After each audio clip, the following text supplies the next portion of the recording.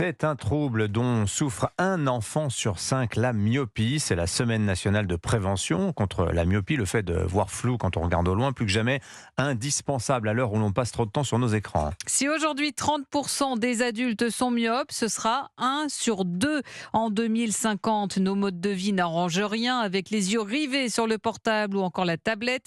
Dans un monde urbain où le champ visuel est trop limité, il faudrait adopter des bons gestes pour inverser la tendance. Par exemple, vous empruntez la règle des cols de votre enfant. 30 cm, c'est la distance qu'il faut respecter lorsque l'on lit. Et surtout, faites des pauses pour les écrans, Yasmina Katou. Oui, il suffit d'adopter quelques habitudes simples au quotidien pour réduire le risque d'apparition d'une myopie chez les enfants.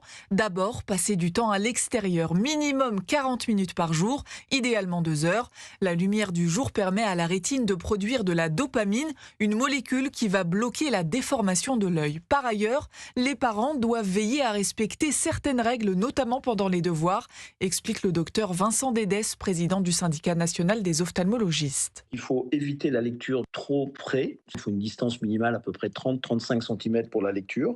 Il faut essayer d'intercaler des pauses toutes les 20 minutes. L'enfant qui va lire 2 heures par exemple, toutes les 20 minutes, il va penser à regarder au loin, au-delà de 6 mètres, pendant à peu près 20 secondes. C'est la règle des 20 en fait, tous les 20 minutes, 20 secondes en regardant au loin. Certains facteurs génétiques peuvent malgré tout entraîner l'apparition de troubles de la vue. Les mêmes règles s'appliquent, elles vont permettre d'éviter une myopie forte à l'âge adulte. Des lunettes avec des verres spécifiques et des lentilles rigides à porter la nuit peuvent aussi aider à freiner la myopie chez les plus jeunes. Et au moindre signe de faiblesse, on consulte, bien sûr. On fait contrôler la vision de l'enfant au plus tard à l'entrée au CP, puis tous les 2 ans.